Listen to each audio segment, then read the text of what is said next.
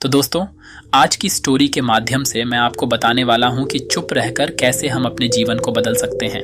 आपको चुप रहने की शक्ति का एहसास इस वीडियो में होने वाला है। वीडियो शुरू करने से पहले कमेंट बॉक्स में नमो बुद्धाय लिखकर वीडियो को लाइक ज़रूर करें। तो चलिए शुरू करते हैं इस कहानी को। जापान में एक बहुत ही प्रसिद्ध बौद्ध भिक्षुक रहा करते थे। उनका नाम रिसाई था। रिसाई अकेले रहते थे।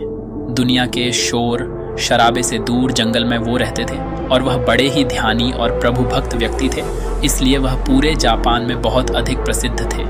एक दिन एक राजकुमार रिसाई के पास आया और बोला, हे प्रिय भिक्षु, मैं हमेशा थका हुआ, निराश और परेशान महसूस करता हूँ। मेरा मन बहुत अशांत रहता है, हालांकि मेरे पास सब कुछ है, दौलत, शोहरत, सुख सुविधाएं जो हर व्यक्ति चाहता है या पाने की इच्छा करता है, लेकिन फिर भी मेरे अंदर इतनी अशांति और चिंता क्यों है?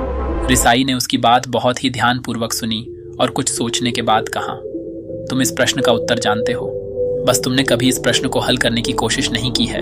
रिसाई ने आगे कहा, मैं एक रिसर्च करना चाहता हूँ, क्या तुम मेरा साथ उसमें दोगे? इस रिसर्च के बाद तुम्हारे जीवन में किसी भी तरह की अशांति और चिंता नहीं रहेगी। ये बातें सुनकर राजकुमार बहुत हैरान था। उसने रिसाई से कहा, बताइए मुझे क्या करना होगा? अपने मन की शांति के लिए मैं कुछ भी करने को तैयार हूँ।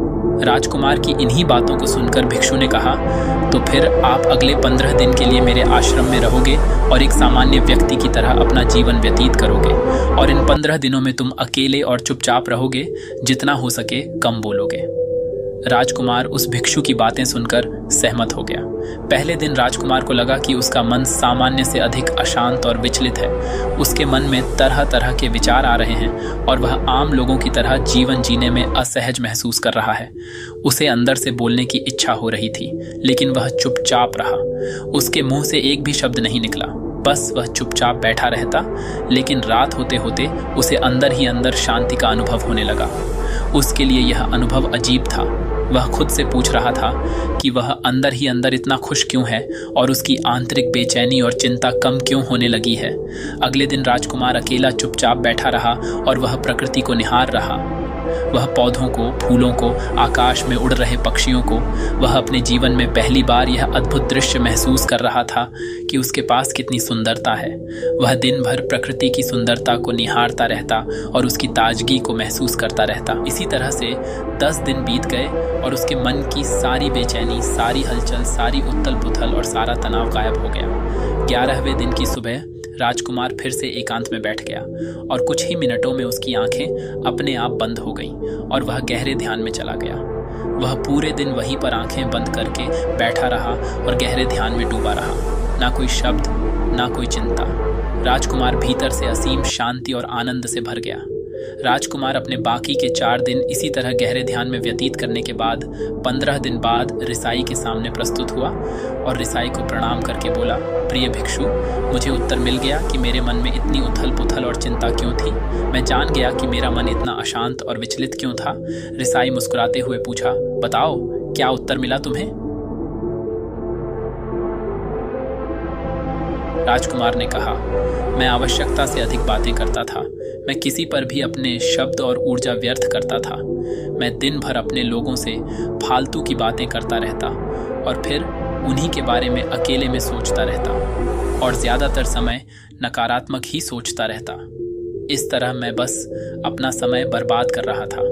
ज़्यादा बोलने और नकारात्मक सोचने की वजह से मेरा मन अशांत और बेचैन हो गया था और इसी वजह से मैं किसी भी काम को ठीक से नहीं कर पा रहा था, जिसकी वजह से मैं हर काम में असफल होने लगा।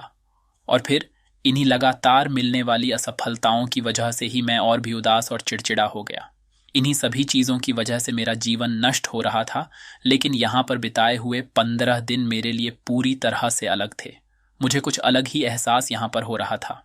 अब मुझे ऐसा लग रहा है मैं अपना जीवन पूरी तरह से जी रहा हूँ, लेकिन इससे पहले मैं अपना जीवन गलत तरीके से जी रहा था। और मैंने यह भी सीखा कि हमें सिर्फ ध्यान करने की ज़रूरत नहीं है। ध्यान अपने आप होता है जब हम इस शांत और मौन होते हैं।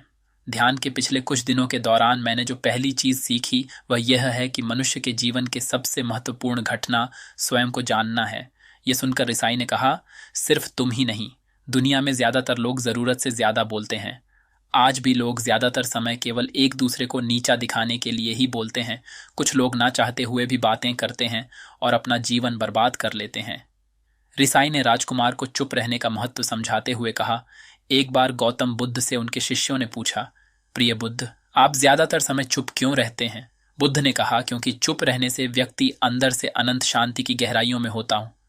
मौन अपने भीतर उतरने की पहली सीढ़ी है। स्वयं को जानने और समझने का पहला नियम है कि मौन हो जाओ। उतना ही बोलो जितना अत्यंत आवश्यक हो। बेफिजूल की बातें करना छोड़ दो। तुम अचानक पाओगे कि 90% से भी ज्यादातर लोग व्यर्थ ही ज्यादा बोलकर अपना समय बर्बाद कर रहे हैं। ना बोलने का कोई भी नुकसान नहीं है, लेकिन यदि आप ज्यादा बोलते हैं तो आप अत्यधिक गलती कर देते हैं। अगर व्यक्ति कम बोलना शुरू कर दे दो, दुनिया की 90% मुसीबतें कम हो जाएंगी, झगड़े फसाद कम हो जाएंगे, उपद्रव कम हो जाएंगे, अदालतें कम हो जाएंगी। अगर लोग थोड़ा चुप रहना सीख लिए, संसार की बहुत सारी समस्याएं हैं, बहुत सारा उपद्रव सिर्फ बोलने से पैदा होते हैं। सारी बात मौन सीखने की है। जब तुम नहीं बोलते तब तुम एकांत में अकेले हो गए, भरे बाजार में भीड़ में खड़े हो नहीं बोलते, हिमालय के शिखर में पहुंच गए। जिसने मौन की कला जान ली वो भीड़ में भी अकेले होने की कला जान लेता है। वो अपने भीतर ही डुबकी लगाने लगता है। एकांत में तो आदमी स्वर्ग में है, दूसरे की उपस्थिति ही बेचैनी पैदा करती है। पहले तुम्हें चुप रहने की शक्ति को धारण करना होगा। इससे तुम अधिकतर ऊर्जा को बचा लोगे और फिर इस स्थिति में पहुंच जाओगे कि तुम कम बोलने लगोगे। अगर तुम किसी के यहां पर जा रहे हो और परेशान हो जाओ तो ऐसे में उचित है कि आंखें बंद कर लो और अपने में खो जाओ। वहां से आपको ताजगी महसूस होगी, क्योंकि तुम्हारे अंदर ही जीवन का वो स्रोत छिपा हुआ है, वह किसी दूसरे में नहीं है। इसके बाद राजकुमार उस रिसाई से पूछते हैं, आखिर कौन हमें अपने अंदर तक लेकर जाएगा? ये बातें सुनकर रिसाई बुद्ध कहते हैं, तुम्हें स्वयं ही अपने अंदर उतरना होगा और वहीं से परम राज्य जीवन का आनंद ले पाओगे। आनंद का यहीं से जन्म हुआ है, यहीं से तुम मौत में डूब जाओगे। यही तुम्हारा सूरज उदय होगा और यहीं से अस्त होगा। इसी प्रकार तुम बार बार डुबकी लगाओ। जब भी तुम डुबकी लगाकर लौटोगे, वहां से तुम पाओगे फिर ताजगी भरी जीवन की नई संपदा मिलेगी। इस नई शक्ति के जन्म होने से तुम्हारी थकान गई, उदासी गई, चिंता गई। जैसे कोई स्नान करके लौटता है तो शरीर शीतल हो जाता है, शांत हो जाता है। ऐसे ही जब कोई भीतर से साफ होकर वापस आता है, मौन में स्नान करके लौटता है, तो समस्त अस्तित्व, समस्त व्यक्तित्व शांत और मौन हो जाता है, आनंदित हो जाता है। जब तुम आंतरिक मौन की उस पराकाष्ठा पर पहुंच जाओगे, तब तुम पाओगे कि बोलने से भी तुम्हारा मौन खंडित नहीं होता, वो बना ही रहता है। उसकी एक अंतर्धारा लगातार तुम्हारे भीतर बहती रहती है। तुम बोलते तो हो, तुम शब्द का उपयोग भी करते हो, लेकिन वो तुम्हारे मौन को खंडित नहीं कर पाती।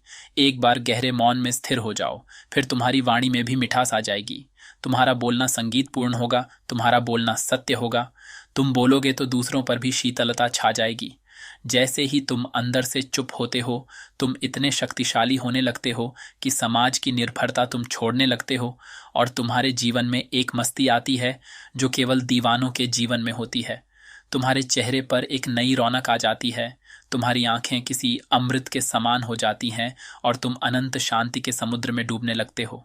इतना कहकर भिक्षु रिझाई ने अपनी बात खत्म की और वो मौन में चले गए। राजकुमार उनका धन्यवाद कर कर अपने महल में चला गया। दोस्तों, आपने भी अनुभव किया होगा कि बहुत ज्यादा बात करने से दिमाग अशांत हो जाता है, जिससे हम अपने दिमाग पर नियंत्रण खो देते हैं और साथ ही अपना ध्यान भी खो देते हैं। जो लोग बहुत ज्यादा बोलते हैं उनके पास किसी एक काम पर ध्यान केंद्रित करने की काबिलियत नहीं होती। वो अपने किसी भी लक्ष्य पर पूरी तरह से केंद्रित नहीं कर पाते। अगर हमारा दिमाग एक जगह केंद्रित नहीं है तो हम जीवन की सच्चाई नहीं समझ पाते और ना ही मनचाही सफलता कभी हासिल कर पाएंगे। इसके अलावा भी आपने देखा होगा कि जो लोग अधिक बोलते हैं वो अक्सर लोगों के बीच हंसी का पात्र बन जाते हैं, और जो लोग कम बोलते हैं और अपनी बात पर कायम रहते हैं उन्हें लोगों से सम्मान मिलता है। लोग उनकी बातों को सुनते हैं और उन पर भरोसा भी करते हैं। जो लोग जरूरत से अधिक बोलते हैं और अपने विचारों के बारे में पक्के नहीं होते, उनका दिमाग स्थिर और विचलित रहता है, शोर से भरा रहता है, और एक अशांत दिमाग वाला व्यक्ति जीवन में किसी भी चीज में सफल नहीं हो पाता, क्योंकि वह किसी भी काम में फोकस नहीं कर पाता। यदि किसी व्यक्ति को यह पता है कि उसे कब, कहाँ और क्या बोलना है, तो वह व्यक्ति सच में बहुत बुद्धिमान है, और ऐसा व्यक्ति जहां भी जाता है उसका व्यक्तित्व आकर्षण का केंद्र बन जाता है और वह जो कुछ भी करता है उसमें सफल अवश्य होता है। अगर हम किसी महान और सफल व्यक्ति के व्यक्तित्व को गहराई से देखें तो पाएंगे कि वो कम बोलते हैं और कम से कम शब्दों में अपनी बात खत्म कर देते हैं। वो बोलने से पहले वो चीज़ों और जिसके बारे में उसे बोलना है उनके बारे में गहराई से सोचते हैं। लेकिन जो लोग बहुत ज़्यादा बोलते हैं, बहुत बार वो झूठ भी बोलते हैं और अपनी बातों से दूसरों के मन और विचारों पर कचरा डालते रहते हैं। वह ज़्यादातर समय दूसरों की बुराई करते रहते हैं, इसलिए उनके अपने भी उनसे नफरत करने लगते हैं और उनसे बचने की कोशिश करते हैं। हमारे भारतीय उपनिषदों में कहा गया है कि हमारे शब्द वास्तविक ब्रह्म शक्ति हैं। मौन से धैर्य आता है, धैर्य से ध्यान, और ध्यान से हम अपने जीवन के बारे में जागरूक हो जाते हैं। इसलिए अगर हम ज़्यादा बात करते हैं तो हम मौन को खो देते हैं, जो मन की शांति का पहला स्तंभ है।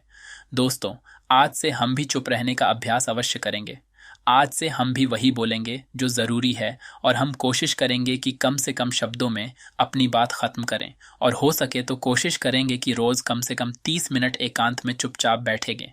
और मुझे पूरा विश्वास है कि इससे हम सबके अंदर एक सकारात्मक बदलाव ज़रूर आएगा। इसी के साथ इस वीडियो को ख़त्म करते हैं। दोस्तों, उम्मीद करता हूँ आपको इस कहानी से एक अच्छी सीख मिली होगी। यह कहानी आपको कैसी लगी हमें कमेंट बॉक्स में कमेंट करके ज़रूर बताएं, और साथ ही इस कहानी को अपने दोस्तों के